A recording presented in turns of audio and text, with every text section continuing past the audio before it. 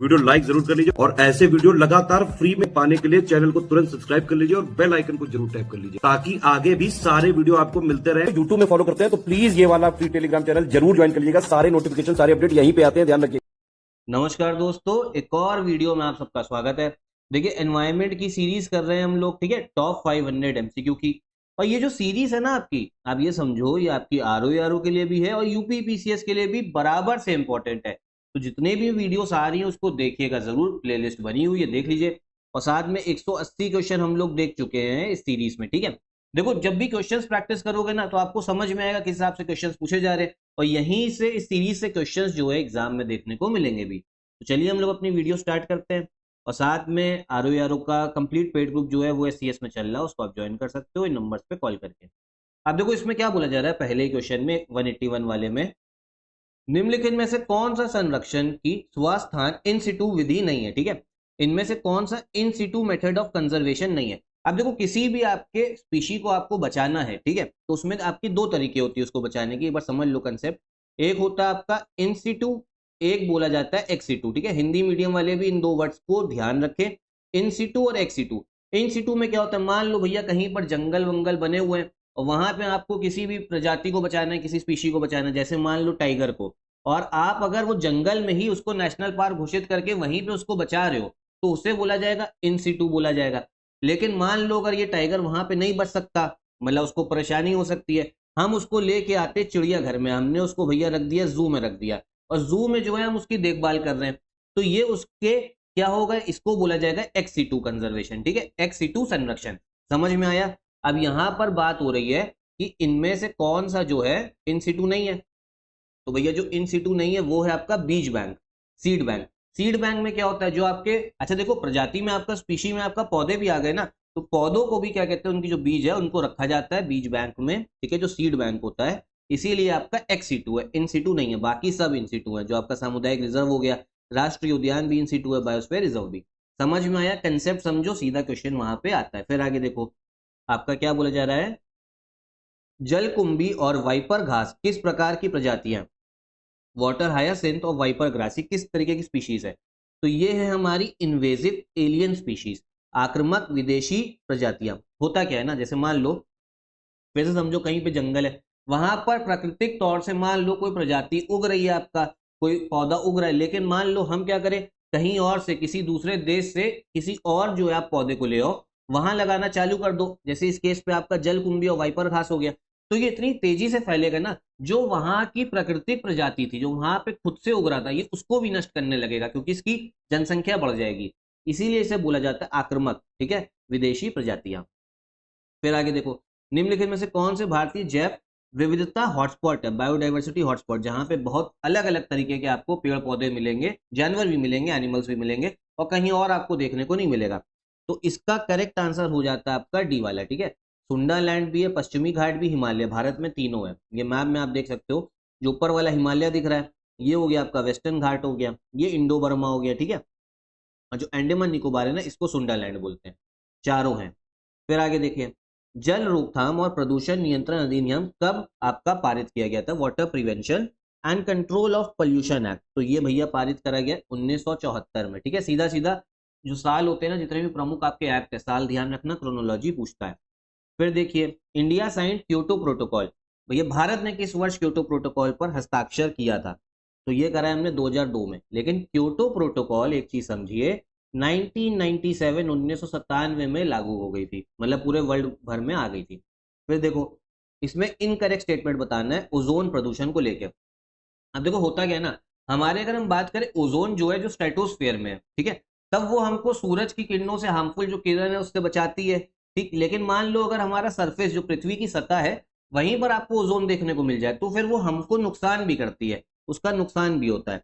तो इसमें बोला जा रहा है इनकरेक्ट स्टेटमेंट कौन सा है, वो है आपका बी वाला, इट में increase lung function and make breathing difficult. तो ये गलत दे रखा है, ठीक है, फेफड़ों के कार्य की दर को बढ़ा सकता है, तो ये गलत है, कम करता है। उसके साथ में जो सरफेस लेवल ओजोन है, जो भूतल स्तर ओजोन है भैया, वो फसलों और जंगलों को नुकसान पहुंचाता है, बिल्कुल सही। फिर आपको अलग अलग बीमारियां करेगा, हमारे जो छाती है, चेस्ट, उस पर भी भैया अनकंफर्टेबल सेंसेशन, मतलब हमको बीमारी हो सकती है। फिर आइए, निम्नलिखित में से किसे राष्ट्रीय परिवेशी वायु गुणवत्ता मानकों के तहत प्रदूषक के रूप में सूचीबद्ध किया गया है। किस किस को करा गया हमने, जो पॉल्यूटेंट रखे गए हैं। तो इसमें आपका बेंजीन भी है, बेंजोपाइरीन भी है, आर्सेनिक भी है और अमोनिया भी है, चारों को रखा गया। ये चारों जो है आपके पॉल्यूटेंट है। पॉल्यूटेंट क्या, जो भैया हमारे पर्यावरण को नुकसान पहुंचा रहा है और फिर हम लोग को, इंसानों को भी, ह्यूमन बींग्स को भी नुकसान पहुंचाएगा। करेक्ट आंसर इसका डी वाला। समझ में आ रहा है ना, ठीक है। कमेंट वमेंट कर दिया करो यार कभी तुम लोग। फिर देखो, आर्सेनिक और जो क्रोमियम है आपका, ये जो आपका कार्सिनोजेनिक है। कार्सिनोजेनिक का मतलब होता है जो कैंसर करता है। अब ये किसका कैंसर का कारण बनता है, किस चीज का, तो ये बनता है आपके लंग्स का, फेफड़ों का कैंसर होता है इससे, आर्सेनिक से और क्रोमियम से। फिर आइए, कौन सा जैव विविधता हानियों का कारण है, बायोडाइवर्सिटी लॉस, जो अलग अलग पेड़ पौधे एनिमल्स को हम लोग खो रहे हैं, ये किस वजह से हम लोग खो रहे हैं, ठीक है। तो देखो, सह विलुप्तता, ठीक है, मतलब एक स्पीशी जो है वो आपका विलुप्त हुआ तो उसके साथ में बाकी स्पीशी जो है वो भी विलुप्त हो जाएगा। जैसे आप मान लो, अगर जो हिरन है, एग्जाम्पल है, हिरन जो है विलुप्त हो गया, एक्सटिंक्ट हो गया, फिर टाइगर पे भी असर पड़ गया, क्योंकि टाइगर के पास में शिकार करने के लिए हिरन है ही नहीं, उसका भोजन ही गायब हो गया। तो धीमे धीमे आपका जो शेर, जो बाघ है, टाइगर, वो भी विलुप्त हो जाएगा। तो पहला भी सही है। फिर दूसरा वाला है विदेशी प्रजातियों के आक्रमण, ये भी बिल्कुल सही। अभी मैंने ऊपर आपको बताया, ठीक है, कि अगर कहीं और से प्रजाति ले आओ, वो इतना नुकसान पहुंचा देगी, उसकी संख्या इतनी बढ़ जाएगी, बाकी लोग जो है पीछे रह जाएंगे। और फिर आप जंगल अंगल काटो, हैबिटेट लॉस, आवास हानि। तो करेक्ट आंसर इसका डी वाला हो जाएगा, ठीक है, ऑल ऑफ दी अबव, क्योंकि सारे स्टेटमेंट जो है वो आपका बायोडाइवर्सिटी लॉस के लिए जिम्मेदार है। निम्नलिखित में से कौन सा जीव मृत कार्बनिक पदार्थ को सरल घुलनशील खनिजों या गैसों में परिवर्तित करने में मदद करता है, मतलब कोई चीज जो सड़ती है, जो डिकम्पोज होती है, कौन मदद करता है, आपका कवक भी है, प्रोटोजोआ भी है, बैक्टीरिया भी है। तो करेक्ट आंसर डी वाला हो जाएगा, ऑल ऑफ दी अबव। अगला क्वेश्चन देखते हैं। अब इसमें देखो, आपका जो कोरल रीफ है ना, जो प्रवाल आपका भित्तियां हैं, उनके बारे में बात हो रही है। कोरल रीफ हमारे जो क्या कहते हैं, समुद्र वाला जो एनवायरमेंट है ना, इकोसिस्टम, उसके लिए काफी इंपॉर्टेंट होता है। और अगर पानी ज्यादा गर्म होगा ग्लोबल वार्मिंग के आपके तौर पे, ठीक है, तो इसका परिणाम स्वरूप जो प्रवाल विरंजन है ना, वो हो सकता है, कोरल ब्लीचिंग, ठीक है, इनको नुकसान पहुंचता है। और लेकिन सारी जो आपकी विरंजन घटनाएं है ना, जो आपका कोरल ब्लीचिंग है, वो गर्म पानी के कारण नहीं होती। कुछ इंसान जो है ना, इंसान भी जिम्मेदार है, कहीं अलग क्या कहते हैं, अलग अलग एक्टिविटी से कोरल ब्लीचिंग जो है होती है, ठीक है। पोल्यूशन वगैरह आपका, जो आपका समुद्र में पोल्यूशन इतना डाला जा रहा है, कचरा फेंका जा रहा है। करेक्ट आंसर हो जाएगा आपका कौन सा वाला, सी वाला। फिर देखो, जो वुलार लेक है, वुलार लेक के बारे में बात हो रही है, जम्मू कश्मीर में देखने को मिलता है। और इससे कौन सी नदी जाती है, ये तो झेलम नदी जाती है, ठीक है, कौन सा, झेलम नदी। फिर आपका इकोलॉजिकल हायरार्की के बारे में बात हो रही है, पारिस्थितिकी पादानुक्रम के बारे में बात हो रही है। इसमें बोला जा रहा है करेक्ट असेंडिंग ऑर्डर जो है हमें लगाना है, ठीक है, इसको मैं समझाता हूं आपको। करेक्ट असेंडिंग ऑर्डर इसका हो जाएगा आपका डी वाला। सबसे पहले होगी आपकी जनसंख्या, ठीक है, पॉपुलेशन होगी सबसे पहले, फिर आएगी कम्युनिटी, फिर होगा इकोसिस्टम, फिर होगा बायोम, फिर होगा बायोस्फीयर, डी वाला, ऐसे समझो, ठीक है। इसकी फोटो होगी है। सबसे पहले एक इंडिविजुअल हो गया, जिसको आप पॉपुलेशन भी बोल सकते हो, ठीक है, क्या बोल सकते हो, पॉपुलेशन। देखो, इंडिविजुअल, चलो ये पॉपुलेशन हो गया, मतलब आप समझो मछली है, मछली की अलग अलग जितने आपका उसी प्रजाति की होंगी ना, सबको प्लस कर दो, पॉपुलेशन। फिर अलग अलग और प्रजातियां होंगी, घास मिलेगी, वेल मिलेगी, उन सबको प्लस करके कम्युनिटी बना। फिर बनता है इकोसिस्टम, फिर बनता है बायोम। बायोम क्या होता है, मतलब एक मान लो ग्रासलैंड, घास के मैदान के बारे में बात हो रही है, जंगलों के बारे में बात हो रही है। फिर बायोम के और ऊपर आता है बायोस्फीयर, ठीक है, उसमें सब कुछ जो है इंक्लूड हो जाता है। तो करेक्ट आंसर इसका डी वाला है।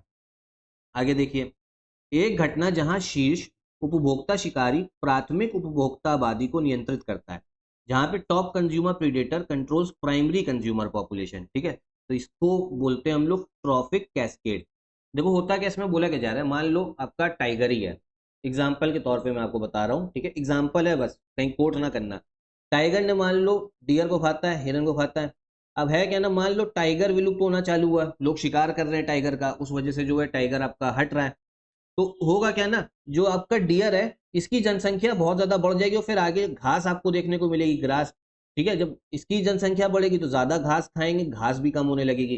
तो टाइगर की कमी की वजह से पूरा जो इकोसिस्टम है ना, उस पर फर्क पड़ रहा है। इसको बोला जाता है ट्रॉफिक कैस्केड। समझ में आया ना, बता दें कमेंट में। फिर निम्नलिखित में से क्या भारत से प्रमुख जैविक निर्यात है, मेजर ऑर्गेनिक एक्सपोर्ट जो है इंडिया से, वो सारे हैं, ठीक है।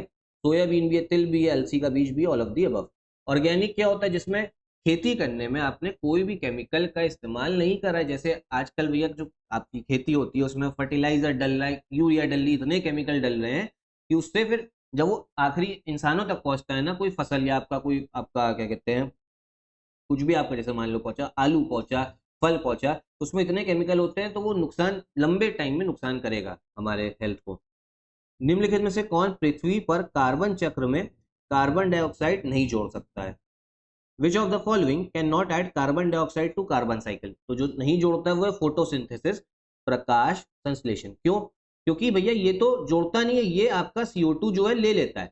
अगर प्रकाश संश्लेषण हमें करना है तो कार्बन डाइऑक्साइड चाहिए उसे, और रिलीज क्या करता है? ऑक्सीजन। तो ये आपका जो साइकिल है उसमें ऑक्सीजन को जोड़ रहा है लेकिन कार्बन को नहीं जोड़ेगा, इसलिए कार्बन साइकिल में ये ऐड नहीं करेगा कार्बन डाइऑक्साइड को। आपका एक मॉन्ट्रियक्स रिकॉर्ड है, मॉन्ट्रियक्स रिकॉर्ड, इसको तो याद कर लो। ये किसको लेके बनाया गया, भैया किसको खतरा है? तो जो आपका वेटलैंड है ना, जो आपका आर्द्र भूमि स्थल है वेटलैंड, ठीक है, उन पे जो खतरा है ना, जो जो इंपॉर्टेंट वेटलैंड पे खतरा है वो कहाँ मेंशन है? मॉन्ट्रियक्स रिकॉर्ड में। फिर आइए आपका इकोसिस्टम का एबायोटिक कंपोनेंट कौन से है? पारिस्थितिकी तंत्र का अजैविक घटक कौन है? तो भैया जो अजैविक है, भूकंप भी अजैविक है, नाइट्रोजन भी अजैविक है, जंगल की आग भी अजैविक है। करेक्ट आंसर होगा उपयुक्त सभी। जैविक कौन है? जैसे आप, हम, कोई जानवर हो गया, कोई आपका पेड़ पौधा हो गया, ठीक है। मैंग्रोव को लेके, मैंग्रोव भी हमारे पारिस्थितिकी जो आपका तंत्र इकोसिस्टम उस पर काफी इंपॉर्टेंट है। इनकरेक्ट बताना, तो ए वाला इनकरेक्ट है। जो मैंग्रोव है ना वो ऑक्सीजन वाली मिट्टी वाले क्षेत्रों में उगते हैं, उच्च ऑक्सीजन वाली मिट्टी, तो गलत है। जहां उगते हैं ना वहां पे ऑक्सीजन बहुत कम होती है, बहुत कम ऑक्सीजन पाई जाती है, ठीक है। और बाकी स्टेटमेंट सही है। सबसे ज्यादा मैंग्रोव आपको एशिया में देखने को मिलेंगे। फिर दक्षिण एशिया में भारत का योगदान 46% है। फिर आओ, जो लाइकेन होते हैं ये आपका भैया किस चीज का पोल्यूशन के बारे में बताते हैं? ये क्वेश्चन भी बहुत आता है, ठीक है, इंपॉर्टेंट है। ये आपका एयर पोल्यूशन, वायु प्रदूषण के बारे में बताते हैं कौन? लाइकेन, ठीक है। तो इतने ही क्वेश्चन हम लोग इस वीडियो में रखते हैं। उम्मीद करता हूँ आपको समझ में आ रहा होगा। जो जहाँ पे जितना भी इंपॉर्टेंट कंसेप्ट है वो मैं आपको अच्छे से समझा रहा हूँ, फोटो भी आपके पास है, ठीक है, जिससे आप अच्छे से समझ सकते हैं। जो टफ कंसेप्ट होता है उसको फोटो से ही अच्छे से, मतलब ये होता है कि समझ में आ जाता है। तो यहीं पे वीडियो भी खत्म करते हैं, ठीक है। साथ में इस चैनल को फॉलो करते रहो, आपके एग्जाम तक बहुत सारे इनिशिएटिव्स चलेंगे और आपका कट ऑफ निकलवाने में ना ये चैनल आपकी बहुत हेल्प करेगा। मैं पर्सनली चाहता हूँ कि आप सबका कट ऑफ जो है निकले, बस मेहनत आप लोग जो है करते रहो। बाकी RO का कंप्लीट पेड ग्रुप SCS का स्टार्ट हो गया, आप ज्वाइन कर सकते हो। UP PCA 2025 का भी चल रहा है। यहीं पे वीडियो भी खत्म करते हैं। नमस्कार।